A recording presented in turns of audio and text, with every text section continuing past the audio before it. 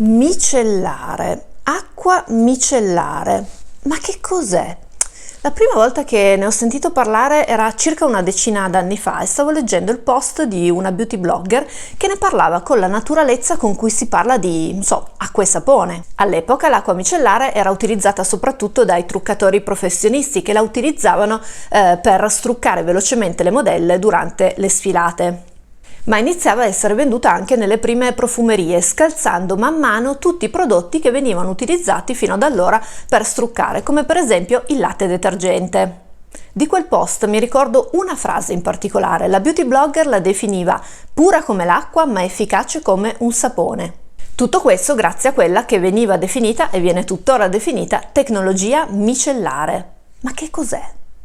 Ciao a tutti, io mi chiamo Beatrice Mautino e in questi video parliamo di cosmetici ma visti con gli occhi della scienza. Quando la tecnologia micellare incontra lo sporco lo aggancia, lo incorpora dentro a sferette microscopiche chiamate micelle che grazie alle loro caratteristiche chimico-fisiche vengono poi trasportate via dall'acqua del risciacquo oppure dal dischetto di cotone. Pazzesco!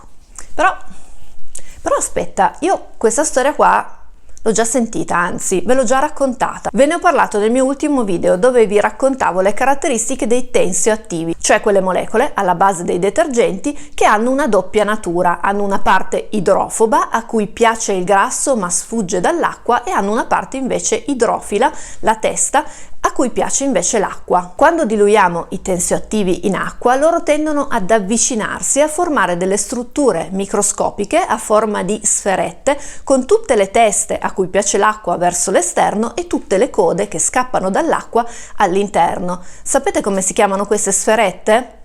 Micelle.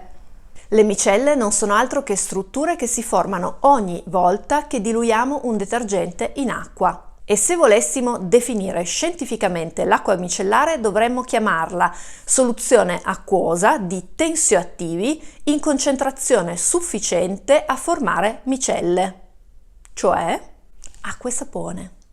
Gli ingredienti di un'acqua micellare sono gli stessi che potete trovare in un qualsiasi detergente per il viso. Certo, l'acqua micellare non ci fa bruciare gli occhi, mentre invece se proviamo a struccarci con un sapone per le mani oppure con uno shampoo, gli occhi ci bruciano, si irritano, diventano rossi, ma la differenza sta nella scelta di tensioattivi particolarmente delicati e nella loro quantità. Allora potremmo chiederci, ma qual è la differenza tra l'acqua micellare e gli altri struccanti che sono in commercio? Il nome. La differenza sta nel nome. Provate a pensarci, se l'avessero chiamata acqua e sapone, ma non l'avrebbe comprata nessuno, ma probabilmente non l'avrei neanche comprata io e non ci sarebbe stata nessuna novità, sicuramente non avrebbe conquistato il mercato se si fosse chiamata semplicemente struccante. Perché? Perché ce n'erano tanti di struccanti. Chi ha messo sul mercato la prima acqua micellare ha fatto un'operazione di marketing chiamata renaming, cioè dare un nuovo nome a delle cose che esistono già. Il prodotto che esisteva già era un detergente per il viso, l'hanno chiamato acqua micellare per dare l'idea da un lato della purezza dell'acqua, ma dall'altro che ci fosse dietro una qualche innovazione tecnologica, appunto la tecnologia micellare. Questa parola micellare non è stata messa lì per caso, fa parte di una strategia di nuovo che nel marketing dei cosmetici è molto diffusa e che a me piace chiamare scientifichese.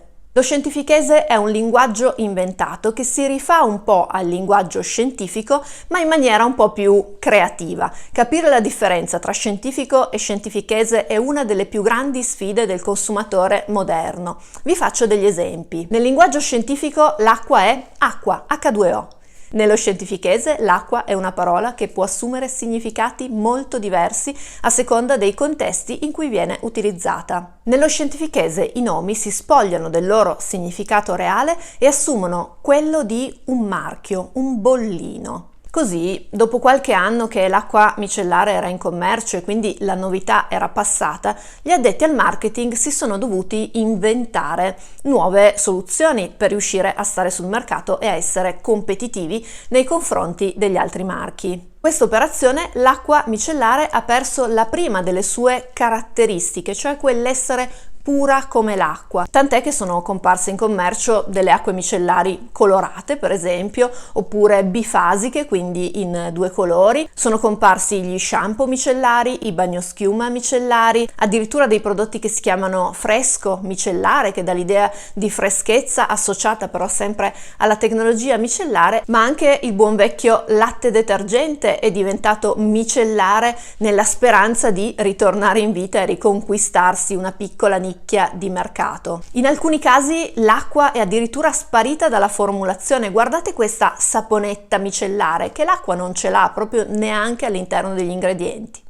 Proviamo a ragionare. La parola micellare si riferisce a una caratteristica chimico-fisica dei tensioattivi, cioè quella di formare micelle, che è, come abbiamo visto prima, tipica di tutti i detergenti. Quindi tutti i detergenti in commercio sono micellari. Parlare di saponetta micellare oppure di shampoo micellare è un po' come parlare di acqua bagnata, è ridondante, è ripetere una caratteristica che è già tipica di quel prodotto. Questa operazione ha senso solo se la parola micellare perde il suo significato scientifico e assume un significato in scientifichese, cioè quello di marchio. È una parola come un'altra, potevano chiamarla Maria Giovanna, l'hanno chiamata acqua micellare, non c'è nessuna differenza. E questa cosa la vediamo bene negli ultimi tempi, quando oltre ad aver perso la sua caratteristica di essere pura come l'acqua, sta iniziando a cambiare anche la parola micellare. Per esempio è da poco in commercio un prodotto che viene chiamato micellaire,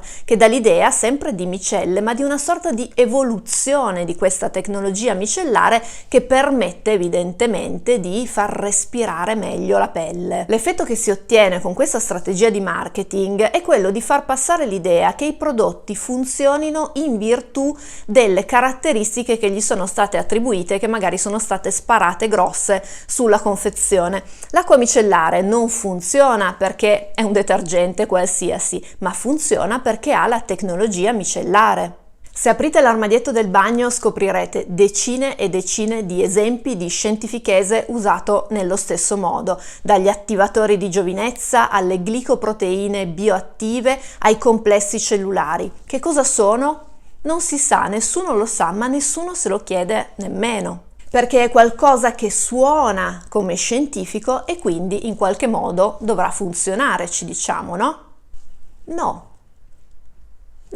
Comunque, torneremo a parlare di scientifichese, per oggi la chiudo qui con un video più breve del solito, ma mi serviva per ricominciare a fare video dopo un po' di tempo. Se vi è piaciuto il video condividetelo, iscrivetevi al canale, se avete domande e commenti scriveteli qua sotto e ne parliamo. Alla prossima!